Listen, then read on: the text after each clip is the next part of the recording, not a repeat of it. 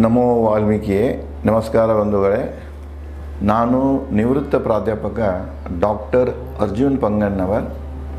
ಹೇ ಸೀತಾರಾಮ್ ವಾಹಿನಿಯ ವಾಲ್ಮೀಕಿ ರಾಮಾಯಣ ಅಂದು ಇಂದು ಚಿಂತನ ಕಾರ್ಯಕ್ರಮದ 358ನೇ ಸಂಚಿಕೆಗೆ ತಮ್ಮೆಲ್ಲರಿಗೂ ಸ್ವಾಗತ.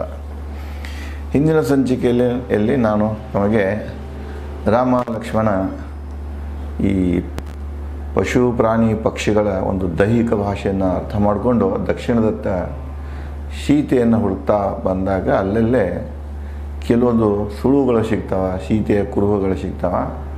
ಮುಂದೆ ಬಂದು ನೋಡ್ತಾರೆ, ಒಂದು ಭೀಕರ ಯುದ್ಧ ನಡೆಸೋದಂತಹ ಅಲ್ಲಿ ಒಂದು ವಾತಾವರಣ ನೋಡ್ತಾರೆ. ಬಿಲ್ಲು ಬಾನು ರಥ ಎಲ್ಲ ಮುರಿದು ಬಿದ್ದಿರ್ತಾವೆ. ಮತ್ತು ಸೀತೆ ಮೇಲಿದ್ದಂತಹ ಕೆಲವೊಂದು ಆಭರಣಗಳು, ಹೂವಿನ ಹಾರಗಳ ಸಹಿತ ಅಲ್ಲೆಲ್ಲೇ ಬಿದ್ದಿರ್ತಾವೆ. ಆಕೆ ಆಭರಣಕ್ಕೆ ಅಲ್ಲೆಲ್ಲ ರಕ್ತದ ಹನಿಗಳನ್ನು ಇದ್ದಿದ್ದು ನೋಡಿ ಬಹಳ ದುಃಖ ಪಡ್ತಾನೆ ರಾಮ. ಇಲ್ಲಿ ಸೀತೆಯ ಒಂದು ಸಹಾಯಕ್ಕಾಗಿ ಯಾರೇ ಒಬ್ಬ ಮಹಾಪುರುಷ ಬಂದ ರಾಕ್ಷಸರ ಜೊತೆಗೆ ಯುದ್ಧ ಮಾಡೋ ಕಾಲಕ್ಕೆ ಉಳಿದವರು ಯಾಕೆ ನನ್ನ ಸೀತೆಗೆ ಸಹಾಯಕ್ಕೆ ಬರಲಿಲ್ಲ, ದೇವತೆಗಳು ಯಾಕೆ ಬರಲಿಲ್ಲ, ಗಂಧರ್ವರು ಯಾಕೆ ಬರಲಿಲ್ಲ ಅಂತ ಹೇಳಿ ಮಾಡ್ತಾ ಸಿಟ್ಟು ಅವನಿಗೆ ಕೋಪ ಬರ್ತಿದೆ. ಇವ್ರು ಯಾರಿಗೂ ನಾನು ಇದು ಮಾಡೋದಲ್ಲ, ನನ್ನ ಒಂದು ಬಾನನ್ನು ಹೂಡಿ ನೆಲ್ಲ ಧ್ವಂಸ ಮಾಡ್ತೇನೆ, ಭೂಮಿಯನ್ನು ಭಂಜನ ಮಾಡ್ತೇನೆ ಅಂತ ಹೇಳಿ ಸಿಟ್ಟಿನಲ್ಲಿ ಲಕ್ಷ್ಮಣ ಹತ್ತಿರ ಇದ್ದಂಥ ಬಿಲ್ಲನ್ನು ತಗೊಂಡು ಬಾಣಗಳನ್ನು ಹೂಡ್ತಾನೆ. ಆವಾಗ ಲಕ್ಷ್ಮಣ ಅವನಿಗೆ ಕೆಲವು ಸಮಾಧಾನದ ಮಾತುಗಳನ್ನು ಹೇಳ್ತಾ ಅಣ್ಣನಿಗೆ ಹೇಳ್ತಾನೆ, ನೋಡಪ್ಪ, ಇದು ನೀನು ಒಬ್ಬ ಜ್ಞಾನಿ ಇದ್ದೀಯ, ನಿನಗೆಲ್ಲ ಗೊತ್ತಿದೆ. ಇದು ಯಾವ ಕಾಲೂ ಶಾಶ್ವತವಾಗಿ ನಿಲ್ಲೋದಲ್ಲ. ಒಳ್ಳೆ ಕಾಲು ಬರ್ತದೆ, ಕೆಟ್ಟ ಕಾಲು ಬರ್ತದೆ. ಕೆಟ್ಟ ಕಾಲು ಬಂದಾಗ ನಾವು ನಮ್ಮ ತಾಳ್ಮೆಯನ್ನು ಕಳ್ಕೋಬಾರ್ದ. ಅಲ್ಲಿ ಉದಾಹರಣೆ ಹೇಳ್ತಾನೆ, ದೇವಾಸುರ ಯುದ್ಧದಾಗ ನಮ್ಮ ತಂದೆ ದಶರಥ ದೇವತೆಗಳಿಗೆ ಸಹಾಯ ಮಾಡಿದ್ದ, ಆದರೂ ನಮ್ಮ ತಂದೆಗೆ ಮರಣ ಬಂತು. ಅದರಂತೆ ಯಯಾತಿ ಎಷ್ಟೋ ಉತ್ತಮ ಕಾರ್ಯಗಳನ್ನು ಮಾಡಿರ್ತಾನೆ, ಅವನಿಗೂ ಕೆಟ್ಟ ಕಾಲ ಬರ್ತಿದೆ. ಅದರಂತೆ ವಸಿಷ್ಠರು ವಿಶ್ವಾಮಿತ್ರ ಜೊತೆಗೆ ಯುದ್ಧ ಮಾಡೋ ಕಾಲಕ್ಕೆ ತನ್ನ 100 ಮಕ್ಕಳನ್ನು ಕಳ್ಕೊಳ್ತಾನೆ. ಅದಕ್ಕೆ ಇಲ್ಲಿ ಕೆಟ್ಟ ಕಾಲ ಯಾರಿಗೆ ಬಂದಿಲ್ಲ, ಭೂಮಿ ಮ್ಯಾಗ ಯಾರು ಹುಟ್ಟಿದ್ದಾರೆ ಎಲ್ಲರಿಗೂ ಪ್ರಾಣಿ ಪಕ್ಷಿ ಸಮೇತ ಭೂಮಿ ಹಿಡ್ಕೊಂಡು ಕೂಡ ಒಳ್ಳೆ ಕಾಲು ಬರ್ತದೆ, ಕೆಟ್ಟ ಕಾಲು ಬರ್ತದೆ. ಇವು ಯಾವ ಶಾಶ್ವತ ಅಲ್ಲ ಅಂಥೇಳಿ ತನ್ನ ಸಮಾಧಾನದ ಮಾತುಗಳನ್ನು ಮತ್ತೆ ಮುಂದುವರಿಸ್ತಾನೆ. ಎಲ್ಲ ಜೀವರಾಶಿಗಳ ಜನನಿ ಭೂಮಾತೆಗೆ ಕೋಪಗಳು ಕಾಡಿಸೋದಿಲ್ಲವೇ, ವಿಕೋಪಗಳು ಕಾಡಿಸೋದಿಲ್ಲವೇ. ನೋಡಿ, ಎಲ್ಲ ಈಗೇನು ಭೂಮಿಯಾಗ ಜೀವರಾಶಿಗಳದಾವಲ್ಲ, ಇದಕ್ಕೆಲ್ಲ ಜನ್ಮ ಕೊಟ್ಟಾರೆ ಯಾರಂದರೆ ಭೂಮಾತೆ. ಆ ಭೂಮಾತೆಗೇನು ವಿಕೋಪಗಳು ಕಾಡ್ತವೆ, ಮಹಾಪೂರ ಬರ್ತಿದೆ, ವೆಲ್ಕಣ ಆಗ್ತಿದೆ, ಭೂಮಿ ಕಂಪಿಸ್ತಿದೆ, ರುಜಿಗಳು ಬರ್ತಾವೆ, ಏನೇನೋ ಭೂಮಿಯಾಗ ವಿಕೋಪಗಳು ಬರ್ತಿರ್ತಾವ. ಅಂಥ ಭೂಮಿಗೆ ಆ ಭೂಮಿಯನ್ನು ಸಹನ ಮಾಡೋದಿಲ್ಲವೇ ಅಂತ ಕೇಳ್ತಾನೆ. ಅಂದರೆ ಭೂಮಿ ಹಿಡ್ಕೊಂಡು ಎಲ್ಲರಿಗೂ ಈ ಕೆಟ್ಟ ಕಾಲ ಬಂದದ್ದಂತೂ ಇದೆ ಅಂತ ಹೇಳ್ತಾನೆ. ಮುಂದುವರ್ಷೆ, ಜಗತ್ತಿಗೆ ಕಣ್ಣುಗಳಂತಿದ್ದ ಸೂರ್ಯಚಂದ್ರಿಗೆ ಗ್ರಹಣಗಳು ಕಾಡಿಸುವುದಿಲ್ಲವೇ. ನೋಡ್ತಾ ಇರ್ತೇವೆ ನಾವು, ಅದು ವೈಜ್ಞಾನಿಕ ರೀತಿಯಿಂದ ಇರ್ಬೋದು, ಯಾವುದೇ ರೀತಿಯಿಂದ ಇರ್ಬೋದು. ನಾವು ಭೂಮಿಯಾಗಿ ನಿಂತ್ಕೊಂಡು ಸೂರ್ಯಚಂದ್ರನ ನೋಡಿದಾಗ ಕೆಲವೊಂದು ಸಲ ಚಂದ್ರಗ್ರಹಣ ಆಗ್ತಿದೆ, ಸೂರ್ಯಗ್ರಹಣ ಆಗ್ತಿದೆ. ಸೂರ್ಯಚಂದ್ರನಂತೂ ಕಾಡಿಸುವಂಥ ಉಲ್ಕಾಪಾತಗಳಾಗ್ತವೆ, ಚಂದ್ರ ಮ್ಯಾಗ ಆಗ್ತಿರ್ತಾವೆ. ಸೂರ್ಯನಲ್ಲಿ ಎಷ್ಟೋ ಸ್ಫೋಟಗಳಾಗ್ತಿರ್ತಾವೆ. ಇವೆಲ್ಲ ಅವಕ್ಕೆ ಬರುವಂಥ ವಿಕೋಪಗಳು. ಅವು ಕೂಡ ಈ ಕೆಟ್ಟ ಕಾಲವನ್ನು ಅನುಭವಿಸ್ತಾ ಇವೆ. ಆಪತ್ಕಾಲ ದುಃಖಗಳು ಎಲ್ಲರನ್ನೂ ಕಾಡಿಸುವವು, ಆದರೆ ಅವು ತಾತ್ಕಾಲಿಕ ಮಾತ್ರ ರಾಮ. ಏನೋ ಕೆಟ್ಟ ಕಾಲ ಬಂತಂದ್ರೆ ದುಃಖ ಬರೋದಂತೂ ನಿಶ್ಚಿತನ, ಆದರೆ ಆ ದುಃಖ ಶಾಶ್ವತವಾಗಿ ಉಳಿದಿಲ್ಲ. ದುಃಖ ಬಂದಾಗ ನಮ್ಮ ಧೈರ್ಯ ಕಳ್ಕೋಬಾರ್ದು, ದುಃಖ ಬಂದಾಗ ನಮ್ಮ ಆಲೋಚನಾ ಶಕ್ತಿ ಕಳ್ಕೋಬಾರ್ದು, ದುಃಖ ಬಂದಾಗ ಸಹನಶೀಲತೆ ನಮ್ಮಲ್ಲಿ ತಾಳ್ಮೆ ಇರ್ತಿರಲ್ಲ, ತಾಳ್ಮೆ ಕಳ್ಕೋಬಾರ್ದು. ಎಲ್ಲನೂ ನಾಶ ಮಾಡ್ತಿದ್ರು ದುಃಖ. ಅದಕ್ಕೆ ಆ ದುಃಖಕ್ಕೆ ನಾವು ಈಡಾಗಬಾರ್ದು, ಅದರದ ಒತ್ತಡಕ್ಕೆ ಒಳಗಾಗಬಾರ್ದು. ಎಲ್ಲರಿಗೂ ಬರೋದು ಇದೆ, ನಮಗೂ ಬಂದಿದೆ, ಅದಕ್ಕೆ ತಾಳ್ಮೆಯಿಂದ ಇದನ್ನು ಎದುರಿಸೋಣ ಅಂಥೇಳಿ ಲಕ್ಷ್ಮಣ ರಾಮನಿಗೆ ಹೇಳ್ತಾನೆ. ಓ ರಾಘವ, ಅಪಹರಣ ಇಲ್ಲವೇ ಹತ್ಯೆ ಆದ ಸೀತೆ ಅರಿಸುವ ಬಿಟ್ಟು ಜಗ ಸಂಹಾರಕ್ಕೆ ನಿಲ್ಲುವುದು ಯೋಗ್ಯವೇ. ನಮಗೀಗ ಏನು ಮಾಡಬೇಕಾಗಿದೆ ಕೆಲಸ? ಸೀತೆಯನ್ನು ಯಾರು ಅಪಹರಿಸ್ಕೊಂಡು ಹೋಗೋರು ಅಂತ ಗೊತ್ತಿಲ್ಲ ನಮಗೆ. ಸೀತೆಯನ್ನು ವಧೆ ಆಗಿದ್ದಾಳಂತೂ ಗೊತ್ತಿಲ್ಲ, ಯಾರೋ ಕೊಂದಾರಂತೂ ಗೊತ್ತಿಲ್ಲ, ಭಕ್ಷಿಸಿರ್ಬೇಕಂತೂ ಗೊತ್ತಿಲ್ಲ. ಈಗ ನಮ್ಮ ಮುಖ್ಯ ಕೆಲಸ ಏನಂದ್ರೆ ಸೀತೆಯನ್ನು ಹುಡುಕೋದು, ಸತ್ಯವನ್ನು ತಿಳ್ಕೊಳ್ಳೋದು. ಸೀತೆಯನ್ನು ಹುಡುಕಿ ಸತ್ಯ ತಿಳ್ಕೊಳ್ಳೋದು ಬಿಟ್ಟು ನಾವು ಯಾವುದೇ ಒಂದು ಕಾರಣಗಳನ್ನು ಒಡ್ಡಿ ನಮ್ಮ ತರ್ಕವನ್ನು ಓಡಿಸಿ ಅದರ ಮ್ಯಾಗ ಇಡೀ ಜಗತ್ತನ್ನೇ ನಾನು ಇದನ್ನು ದಂಡಿಸ್ತೇನೆ ಅಂತ ಹೋಗೋದು ತಪ್ಪ. ಈಗಿಂದ ನಿಮಗೆ ಈಗಾಗಲೇ ಉದಾಹರಣೆಗಳನ್ನು ಕೊಟ್ಟೇನೆ. ಅದು ರಷ್ಯಾ ಉಕ್ರೇನ್ ವಾರ ಆಗಿರ್ಬೋದು, ಇಸ್ರೇಲ್ ಮತ್ತು ಗಾಜಾ ಪಟ್ಟಿ ಯುದ್ಧ ಇರ್ಬೋದು, ಇನ್ನೆಲ್ಲೆಲ್ಲೋ ಜಗತ್ತಿನಾಗ ಯುದ್ಧಗಳು ಎಲ್ಲೆಲ್ಲಿ ಮೂಲ್ಯ ಆಗ್ತಾವಲ್ಲ, ಯಾವುದೋ ಒಂದು ಕಾರಣವಡ್ಡಿ ಯುದ್ಧ ಮಾಡ್ತಾರೆ. ಆ ಯುದ್ಧದಿಂದ ಏನಾಗ್ತಿದೆ ಅಂದರೆ ಜನಸಾಮಾನ್ಯರ ಸಾಯ್ತಾರೆ. ಅದರಿಂದ ಏನೂ ಒಳ್ಳೆಯದಾಗೋದಿಲ್ಲ, ಕೆಟ್ಟದೇ ಆಗ್ತಿದೆ. ಅದಕ್ಕೆ ಅವ ಹೇಳ್ತಾನೆ, ಈ ಜಗ ಸಂಹಾರ ಮಾಡೋದು, ಯುದ್ಧ ಮಾಡೋದು ಸರಿಯಲ್ಲ ಅಂತ ಹೇಳ್ತಾನೆ. ಇಲ್ಲಿ ನೋಡಿ, ವಾಲ್ಮೀಕಿಯವರು ಕೆಲವೊಂದು ವಿದ್ವಾಂಸರು ಈ ರಾಮಾಯಣವನ್ನು ಓದಿರ್ತಾರೆ ಅಂತ ನಾನು ತಿಳ್ಕೊಳ್ತೀನಿ. ಯಾಕಂದರೆ ಅವರು ಕೆಲವೊಂದು ರೆಫರೆನ್ಸಸ್ ಕೊಡ್ತಿರ್ತಾರೆ, ಪದೇ ಪದೇ ಹೇಳ್ತಾರೆ. ಅವರು ಏನು ಹೇಳ್ತಾರೆ ಅಂದರೆ, ಯೂನಿವರ್ಸಿಟಿಗಳಲ್ಲಿ ನೋಡಿ ಸಾಮಾನ್ಯವಾಗಿ ನಾನು ರಾಮಾಯಣ ಅಂದರೆ ಬರೇ ಹಿಂಸೆ ಇದೆ ಅಂತ ಹೇಳ್ತಾರೆ. ರಾಮಾಯಣ ಹಿಂಸೆಯನ್ನು ಬೋಧ ಮಾಡ್ತಿದೆ ಅಂತ ಭಾಳಷ್ಟು ವಿದ್ವಾಂಸರು ಹೇಳ್ತಾರೆ. ಇದನ್ನೇ ವಿದ್ವಾಂಸರ ಆಲೋಚನೆಯಲ್ಲಿ ಏನೋ ಗಡಬಡಿ ಇರಬೇಕು, ಇಲ್ಲಂದ್ರೆ ಅವರು ಸರಿಯಾಗಿ ಮೂಲ ವಾಲ್ಮೀಕಿ ರಾಮಾಯಣವನ್ನು ಅಧ್ಯಯನ ಮಾಡದೇ ಇರಬೇಕು. ಯಾಕಂದರೆ ಮೂಲ ವಾಲ್ಮೀಕಿ ರಾಮಾಯಣದಲ್ಲಿ ಪ್ರಾರಂಭದಿಂದ ಹಿಡ್ಕೊಂಡು ಬಾಲ್ಯಕಾಂಡದಿಂದ ಹಿಡ್ಕೊಂಡು, ಬಾಲ್ಯಕಾಂಡದ ಉದಾಹರಣೆ ಕೊಡ್ತೀನಿ. ತಾಟಿಗೆ ವಧೆ ಕಾಲಕ್ಕೆ ರಾಮ ಹಿಂಜರಿತಿರ್ತಾನೆ, ಹಿಂದೇಟು ಹಾಕ್ತಿರ್ತಾನೆ, ಯಾಕೆ ಕೊಲ್ಲಬೇಕಂತ ಕೇಳ್ತಿರ್ತಾನೆ. ಆ ಒಂದು ಬಾಲಕಾಂಡದಿಂದ ಹಿಡ್ಕೊಂಡು ಯುದ್ಧಕಾಂಡದವರೆಗೂ ಏನಲ್ಲಿ ಘಟನೆಗಳು ನಡೀತಲ್ಲ, ಇಲ್ಲಿ ಪದೇ ಪದೇ ಹೇಳ್ತಾರೆ, ಯುದ್ಧ ಸರಿಯಲ್ಲ, ಯುದ್ಧ ಮಾಡಬಾರ್ದು. ಯುದ್ಧ ಯಾಕಾತು? ಅನಿವಾರ್ಯತೆಯಿಂದ ಆಯಿತು. ಆಕಿನ ಯಾಕೆ ಕೊಲ್ಲಬೇಕಾಯಿತು? ತಾಟಕೇನ ಅನಿವಾರ್ಯತೆ. ಇದೇ ಪ್ರಕಾರ ರಾವಣನ ಕೊಲ್ಲಬೇಕು ಕಾರಣ ಕೂಡ ಅನಿವಾರ್ಯ. ರಾವಣ ಹಾಗೆ ಕೊಲ್ಲಿಲ್ಲ, ಅವನು ರಾವಣನಿಗೆ ಅವಕಾಶಗಳನ್ನು ಕೊಟ್ಟಿರ್ತಾನೆ. ಆ ಅವಕಾಶಗಳನ್ನು ರಾವಣ ಉಪಯೋಗ ಮಾಡಿಕೊಳ್ಳುವುದಿಲ್ಲ.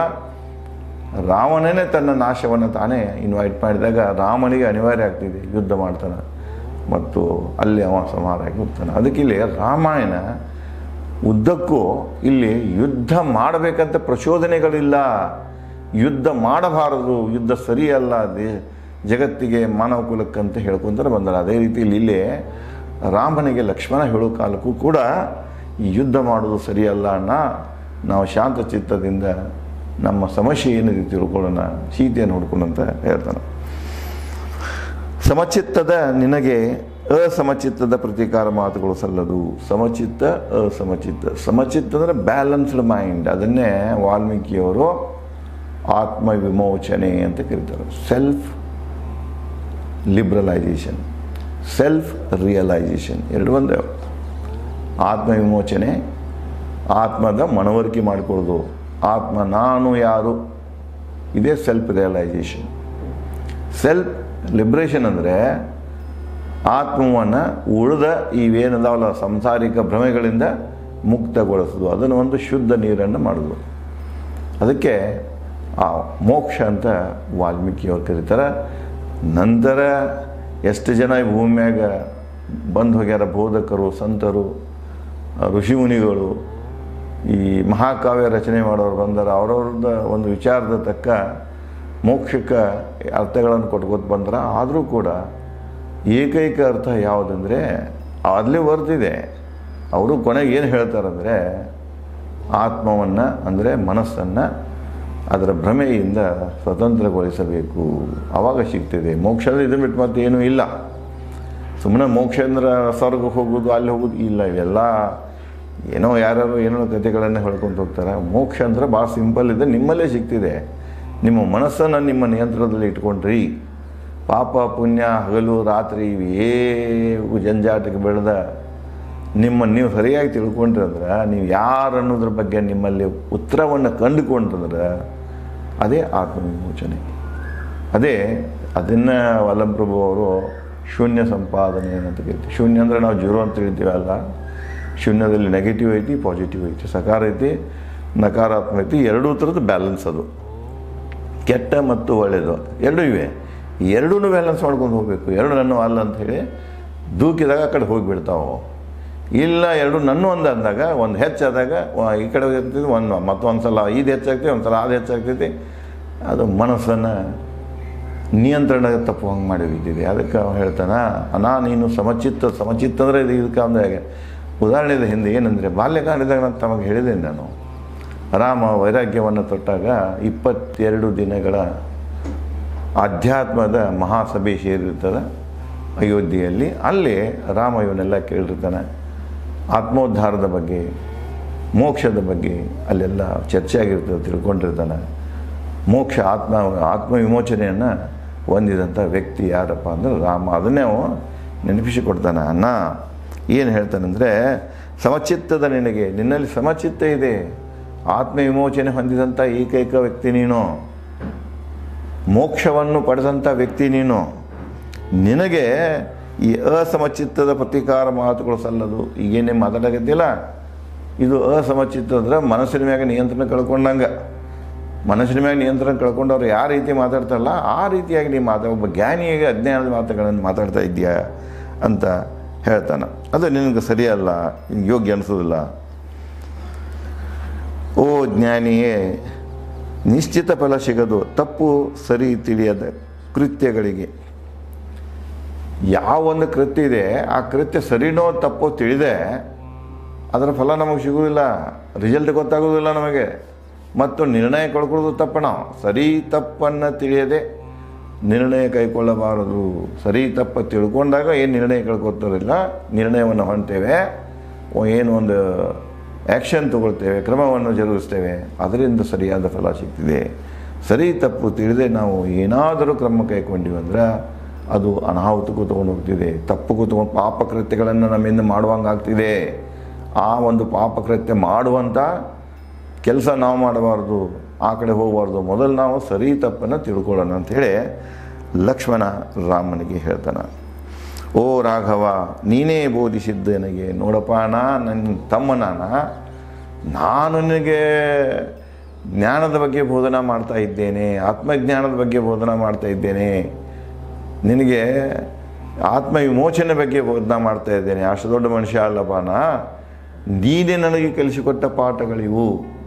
ನಿನಗೆ ನಾನು ನೆನಪಿಸಿಕೊಡ್ತಾ ಇದ್ದೇನೆ, ನಾನು ನಿನಗೆ ಬೋಧನಾ ಮಾಡ್ತಾ ಇಲ್ಲ ಅಂಥೇಳಿ ಎಷ್ಟು ಚೆಂದಾಗಿ ಲಕ್ಷ್ಮಣ ಅಣ್ಣನಿಗೆ ಸಮಾಧಾನದ ಮಾತುಗಳನ್ನು ಹೇಳ್ತಾ ನೋಡಿ. ನೀನೊಬ್ಬ ಆಧ್ಯಾತ್ಮಿ, ಆದಿ ಆತ್ಮ. ಆಧ್ಯಾತ್ಮ ಎಲ್ಲರದ್ದು ಆತ್ಮ ಏನಂದ್ರೆ ಆದಿ ಆತ್ಮನ.